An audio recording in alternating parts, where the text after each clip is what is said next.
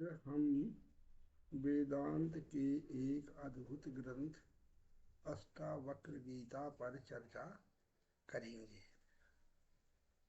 अष्टावक्र गीता अष्टावक्र और जनक का संवाद है। यह ग्रंथ वेदांत ग्रंथों में अति मान्य है। ओशो ने कहीं अपने प्रवचन में कहा है कि अगर भारत का सारा वाङ्मय नष्ट हो जाए और केवल अष्टावक्र गीता ही बच जाए तो उससे पूरे वाङ्मय पुनः प्रस्फुटित हो सकते हैं, पल्लवित हो सकते हैं। यानी अष्टावक्र गीता बीज है और बीज से पूरी धरती फिर हरी भरी हो सकती है। तो ऐसे महान ग्रंथ पर आज हम चर्चा करने जा रहे हैं। कहानी मधुर है। कथा का प्रारंभ होता है किसी शास्त्रार्थ में अष्टावक्र के पिता कहोड़ पराजित हो गए हैं और उन्हें जेल में डाल दिया गया है। ये खबर जब अष्टावक्र तक पहुंची तो 12 साल का लड़का जो बच्चों के बीच में खेल रहा था, उसने पिता की गिरफ्तारी की खबर सुनी और सुनते ही वो जनक के दरबार की ओर भागा।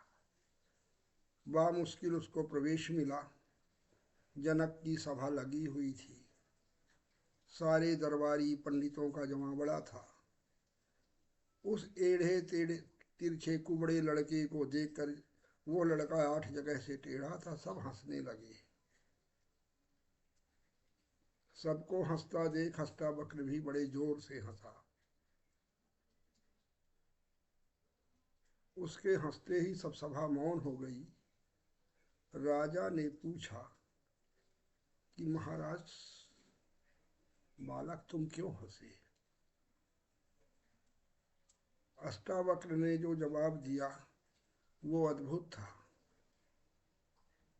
कि मैंने सुना था कि जनक की सभा विद्वानों से, पंडितों से, ज्ञानियों से भरी हुई है, लेकिन यहाँ बैठे मुझे सभी लोग चमार दिखे। सब सुन्न हो गए। उसने कहा कि मुझे जिसने बनाया है, जैसा बनाया है, इसमें मेरा कोई लेना देना नहीं। वो बनाने वाला इसके लिए जिम्मेवार है। और मेरे भीतर जो ज्योति जल रही है चैतन्य की, वो तुम्हारे इन पंडितों को दिखाई नहीं पड़ी, इन्हें मेरा शरीर दिखाई पड़ा। तो जिन्हें चमड़े दिखाई देते हैं वे चमार नहीं तो चैतन्य के ज्ञाता कैसे हो सकते हैं?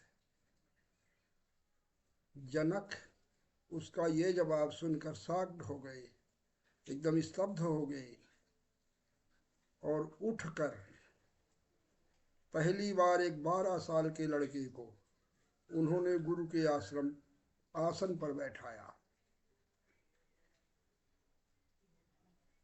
और अपनी जिज्ञासा जिसके कारण वो सभा लगी हुई थी, वो जिज्ञासा उस लड़के के सामने प्रकट किया।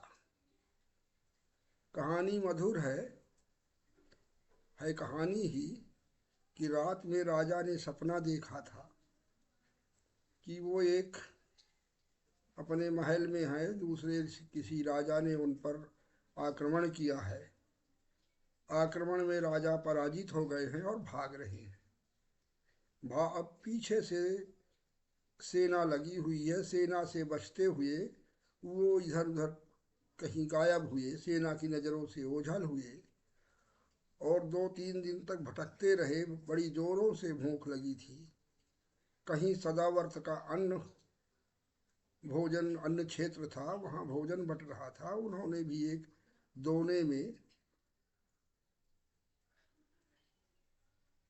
प्रसाद लिया और लेके दूसरी जगह जैसे ही खाने को बैठे, किसी कुत्ते ने झपट लिया। वो पूरी की पूरी खिचड़ी या भोजन जमीन में गिर गया। मारे दुख के राजा रो पड़ा और उसी दुख में उनकी नींद खुल गई। उन्होंने देखा कि वही बिस्तर, वही सब कुछ वही राजमहल, न कोई आक्रमण हुआ न कुछ, ये तो मैं सपना देख रहा था। पर राजा के मन में ये संदेह हो गया कि जब मैं ये सपना देख रहा था उस समय ये सही दिख रहा था, और मैं जाग उठा तो ये सही दिख रहा है।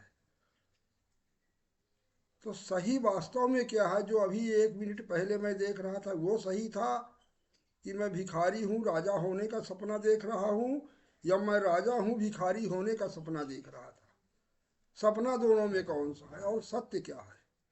ये सत्य के अन्वेषण के लिए उसने सभा बुलाई थी, जिसमें पंडितों को से तरह तरह के जवाब मांगे थे। संतुष्टि कारक जवाब न देने के कारण वो पंडितों को जेल में बंद करता गया था। यही सवाल जब उसने अष्टावक्र से कहा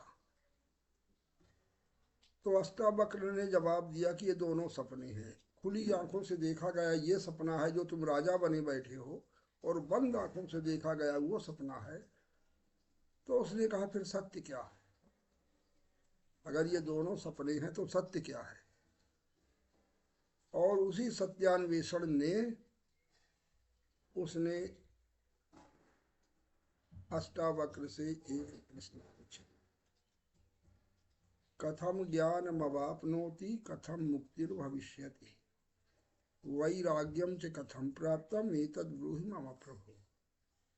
ज्ञान कैसे प्राप्त होता है, मुक्ति कैसे होती है, वैराग्य कैसे प्राप्त होता है? हे प्रभु मुझको ये कहो, आप मुझे ये बताइए।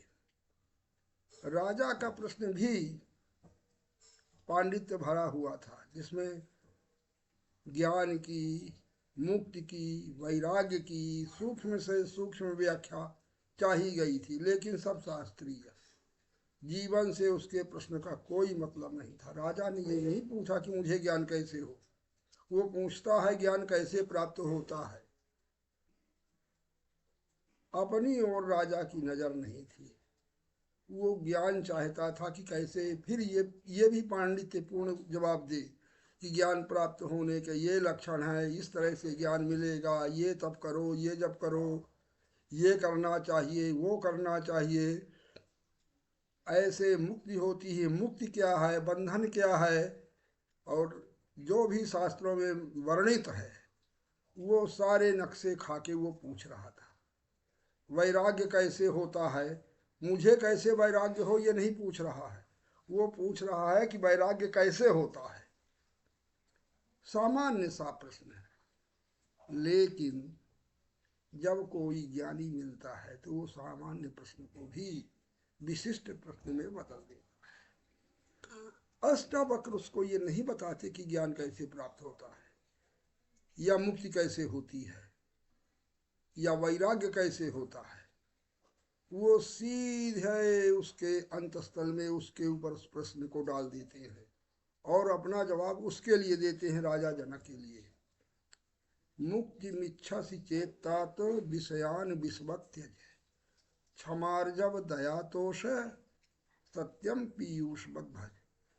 तू ये छोड़ कि मुक्ति कैसे होती है, पानी की रचना क्या है, H2O है, H कितने भाग, O कितने भाग, कैसे उसमें कौन सा यौगिक बनेगा, कौन सा उत्प्रेरक होगा, किस तरह वो जुड़ेगा, ये तू सब छोड़।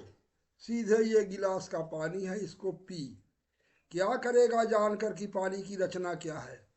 संरचना जान भी लेगा तो क्या करेगा? वायुमंडल में इतनी गैसें हैं, कौन सी गैस सांस में जाती है, कौन बाहर निकलती है, कौन सी गैसें मिली होती हैं, कौन क्या करती हैं, कौन ऑक्सी कारक हैं, कौन अनाक्सी कारक है, ये दुनिया भर का प्रपंच तू क्यों पूछता है? तू सीधे ये हवा से सांस क्यों नहीं लेता? कहते मुक्ति बिच्छस चेत तात। हे तात, यहाँ एक बात और, तात, तात शब्द का अर्थ कई होते हैं। तात माने पुत्र भी होता है, तात माने पिता भी होता है, तात माने प्रिय भी होता है। तात के अनेकों अर्थ हैं। यहाँ अष्टावक्र जनक को तात कहते हैं। तात यानी प्रिय, और अक्सर तात शब्द का प्रयोग अपने से छोटों के लिए, पिता के लिए भी किया जाता है, लेकिन अक्सर अपने से छोटों के लिए किया जाता है। तो जनक को अष्टावक्र तात शब्द से प्रयोग करते हैं। हे तात, हे प्रिया, तेरी मुक्ति की इच्छा है कि नहीं? मुक्ति विच्छसी चेत तात है। हे तात, तू मुक्ति की इच्छा करता है कि नहीं? अगर करता है तो विषयान विषवत्ति, छोटा सा मंत्र देते हैं, विषयों को विष की तरह त्याग दे। अब विषय क्या है? संभवतः इंद्रियों के विषय, आंख के विषय देखना, नाक का विषय घ्राण का गंध, रूप रस गंध स्पर्श, ये जो इंद्रियों के विषय हैं इनको तू विष की तरह त्याग दे। क्या अर्थ हुआ इसका? क्या आंख से देखे ना, नाक से सूंघे ना, त्वचा से स्पर्श ना करे, क्या करे? इनको कैसे त्याग दे? नहीं देखता हुआ भी न देखे, सूंघता हुआ भी न सूंघे, इन विषयों से अपनी आसक्ति हटा ले। कहने का इन विषयों को तू, जो इंद्रियों के विषय हैं उनको तू विष की तरह त्याग दे। और क्षमा, आर्जव, दया, तोष, तोष क्षमार्जव दया तो से सत्यम पीयूष बत, और सत्य, इनको अमृत की तरह तू स्मरण कर ले, पी ले, भज ले। अब इनमें सबसे पहला काम क्षमा। क्षमा संभवतः साधना के क्षेत्र में या मनुष्य के क्षेत्र में, मनुष्य के दिनचर्या के क्षेत्र में शायद सबसे अद्भुत और सबसे कठिन काम भी है। अपने अपराधी को क्षमा करना शायद बड़ा मुश्किल काम है। हमारा अंतस्थल क्षमा से भरा हुआ नहीं होता। हम क्षमा करने, प्रतिशोध की भाषा जानते हैं। प्रतिशोध लेना है, बदला लेना है। किसी ने मुझे एक चांटा मारा तो मैं एक चांटा ना मारूं तो कम से कम गाली तो दे ही दूं। गाली देने लायक भी नहीं हूं तो कम से कम अपने मन से ही मने मन गाली दे लूं या श्राप दे दूं, कुछ ना कुछ ऐसा करूं कि उसका बदला पूरा हो जाए। क्षमा करना शायद संसार में सबसे कठिन है। और अष्टावक्र पहला ही सूत्र रखते कि पहली बात तू क्षमा करना सीख। पहला काम क्षमा। अपने अपराधी को या अपने आसपास जो तुम्हारा अप्रिय करते हो उनको तुम क्षमा कर दो। और जब हमारा मन विभिन्न जटिलताओं से भरा हुआ है, तमाम तरह की जटिलताएं हैं, कोई कुछ सोच के हमारे साथ करता है, उसका अर्थ हम कुछ लगा लेते हैं, कोई कुछ सोचता है हम कुछ सोच लेते हैं। तमाम तरह की जटिलताओं कम से कम सहज रूप में हम उसको स्वीकार नहीं ही कर पाते जो हमारे आसपास घटित होता है। उसमें हम तरह तरह का विचार करते हैं और अपने विचार को उसमें प्रक्षेपित करके और फिर उसका अर्थ निकाल लेते हैं, और उस अर्थ निकालते निकालते हमारे मन में एक कुटिलता पैदा हो जाती है। तो दूसरा बात अष्टावक्र कहते हैं कि आर्जव, सरलता। जो चीज तुम्हारे सामने जैसी आई है उसे वैसी ही स्वीकार करो। उसमें अपना दृष्टिकोण मत ला दो कि ये ऐसा होना चाहिए, ऐसा है, ये दिखाता है, इसके मन में कुछ है, ये हमसे इस तरह की बातें करता है और इसके निहितार्थ कुछ दूसरे हैं। इस तरह की जो ऊहापोह की स्थिति हमारे भीतर है वो हमको जटिल बना देती है। तो दूसरा, क्षमा के बाद दूसरा सूत्र वो देते हैं आर्जव, सरल चित्त हो जाओ। अगर किसी ने कहा कि सूरज हुआ है तुम मान लो, क्या जाता तुम्हारा, उसका भरोसा करो। आर्जव का मतलब है दूसरे का भरोसा। हम चोर भी हमसे साहूकार बन के आता है तो हम उसको साहूकार होने का भरोसा कर ले। हम मत सोचें कि वो चोर है, साहूकार बना हुआ हो, साहूकार बनने का नाटक कर रहा है। ये हमारी जटिलता, उसकी नहीं। तो सरलता का अर्थ है कि जो जैसा है दिखता है हमको, हम उसको वैसे स्वीकार कर ले। हम अपनी बुद्धि उसमें न घुसेड़े कि ये दिखता ऐसा है पर है वास्तव में ऐसा। जो इस तरह की बातें सोचते रहते हैं वो सरल नहीं है। सरल चित्त सहज विश्वासी होता है। अगर आपने लोगों का विश्वास नहीं किया, कुछ न कुछ सोचा, तो अभी आप सरल नहीं हैं। जनक राजा हैं और राजा के सामने चोर लुटेरे डकैत ना जाने कितने लोग की समस्या आती है, बेईमानों की आती है। राजा सबको जो जैसा दिखता तू पहले वैसा मान। तू न्याय करते करते, अन्याय की खोज करते करते न्याय से भी विचलित हो जाता है। तो तू ये ना कर, तू एकदम सहज सरल हो जा, बिल्कुल सरल। क्षमा सबसे कठिन, आर्जव उससे भी कठिन। क्रमशः अष्टावक्र उसको आगे बताते जाते हैं। क्षमार्जव, दया, फिर तीसरी बात आती है दया। दया का गुण अगर हृदय में पैदा हो गया है, दया का अर्थ ये नहीं कि तुम किसी की सहायता ही करने लगो, सहायता करने का भाव पैदा हो, जीव मात्र के प्रति तुम्हारे मन में प्रेम पैदा हो जाए। बिना प्रेम के दया संभव नहीं है। तो दया के बहाने अष्टावक्र उन्हें प्रेम का भी उपदेश देते हैं। तुम प्राणी मात्र से प्रेम करो, अस्तित्व से प्रेम करो, धरती से प्रेम करो, पेड़ पौधों से प्रेम करो, सूर्य से प्रेम करो, चंद्रमा से प्रेम करो। तुम्हारा पूरा अस्तित्व, तुम्हारा पूरा होना प्रेम से भर जाए। और जब तुम प्रेम से भर जाओगे तो तुम्हारे भीतर एक नया गुण प्रकट होगा, दया। फिर तुम प्राणी मात्र पर, जीव मात्र पर दया करके अपने सुविधा अनुसार उसकी सहायता भी करोगे, ना भी करोगे तो भी तुम्हारा हृदय उसके प्रति सदैव रहेगा। तीसरी सीढ़ी देते हैं दया। क्षमार्जव, दया, तोष। शायद कठिनाई की ओर बढ़ाते हुए अष्टावक्र तोष यानी संतोष। जो भी प्रभु ने दिया है वो पर्याप्त है, उससे ज्यादा की जरूरत नहीं है। असंतोष का अर्थ होता है प्रभु पर हमारा अविश्वास। असंतोष का अर्थ होता है कि ईश्वर की बुद्धि पर हमें संदेह है, इसलिए हमको ये चाहिए, उसने ये नहीं दिया है, या समाज हमसे बेवकूफ है, हम चाहते ये हैं, समाज हमको दे ये रहा है। मूलतः असंतोष ईश्वर पर अविश्वास है। असंतोष यानी नास्तिकता।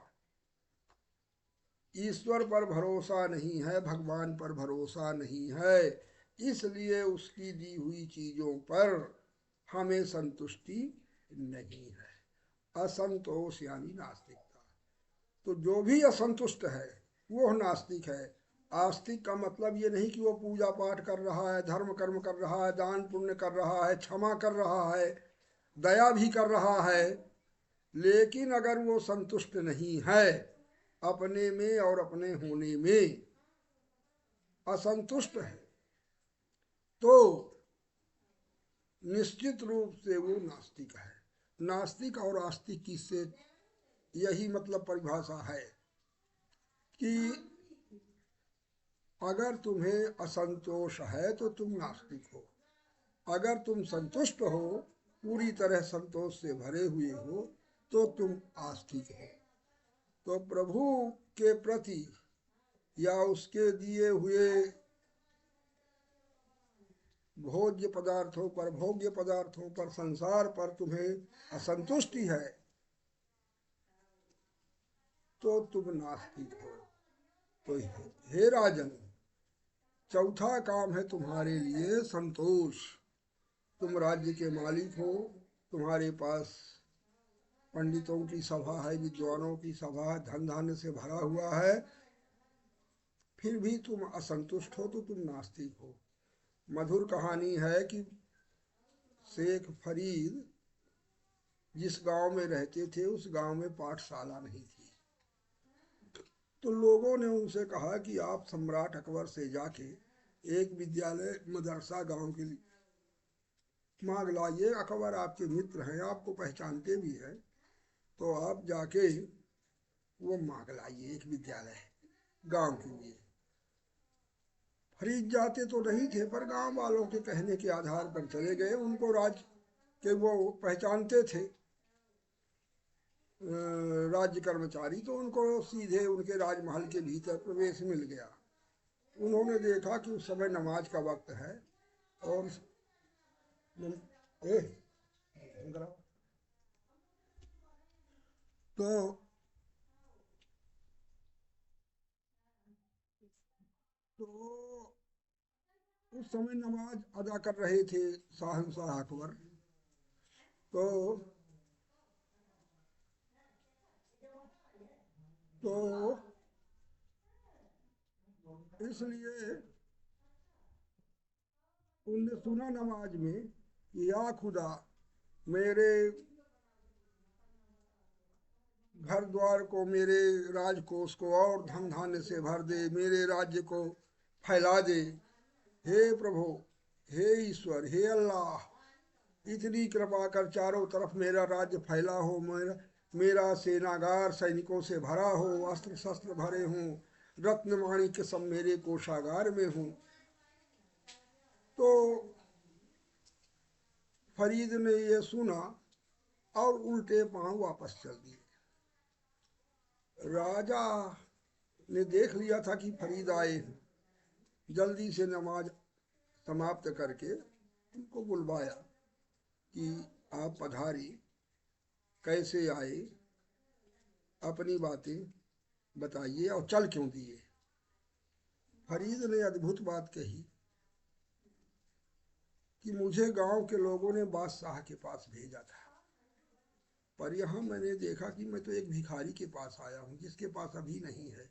वो खुद मांग रहा है, तो मुझे क्या देगा? जो भिखारी जिससे तू मांग रहा है उससे मैं मांग लूंगा।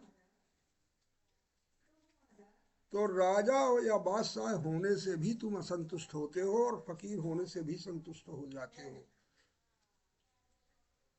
चाह गई चिंता गई मनवा बेपरवाह, जाको कछु न चाहिए सो साहन को साह। पहली बात, आपको कुछ न चाहिए। जब तक आपके पास चाह है तब तक आप असंतुष्ट हैं, और जब तक आपके पास चाह है, आप असंतुष्ट हैं, तब तक आप नास्तिक हैं। इसलिए हे राजन, चौथे कदम पर संतोष, और फिर अंत में आता है सत्य। जो तुम्हें दिखाई देता है वो तथ्य है, सत्य नहीं। तो तथ्य को सत्य मत समझो, सत्य का दर्शन करो। और इन 4 कदमों से तुम जब आगे बढ़ोगे तो तुम्हें सत्य के दर्शन होने लगेंगे। और अगर तुम मुक्ति चाहते हो, तुम चाहते हो कि ज्ञान हो जाए तुम्हें, राजा तो ये पूछ रहा कि कैसे होता है, लेकिन अष्टावक्र ये नहीं कहते कैसे होता है। वो कहता अगर तुम्हें चाहिए तो ये 5 आइटम, क्षमा, जब, दया, तोष, सत्य, ये 5 चीजें हैं जो तुम्हें सत्य के नजदीक या मुक्ति के द्वार पर ले जाएंगी। क्षमा, जब, दया, तोष, इनको तू अमृत की तरह पी ले, और विषयों को, इसके अलावा जो विषय हैं वो सबको तू विष की तरह त्याग दे।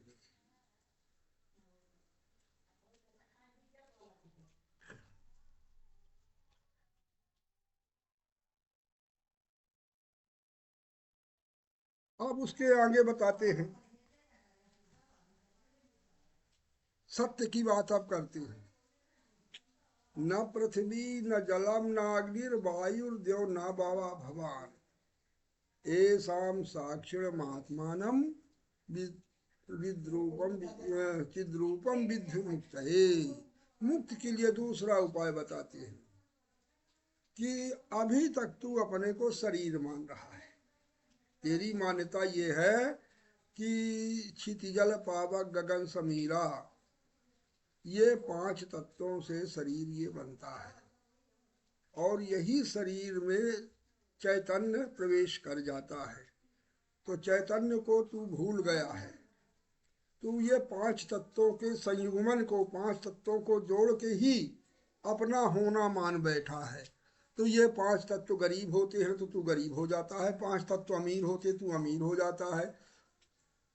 तो पहली बात तो तू स्पष्ट रूप से जान कि न तू पृथ्वी है, न जल है, न अग्नि है, न वायु है और न तेज है। ये 5 चीजें तू नहीं है, तेरे साथ ये सब हैं। इन 5 चीजों के संयुग्मन से ही ये शरीर बना है। और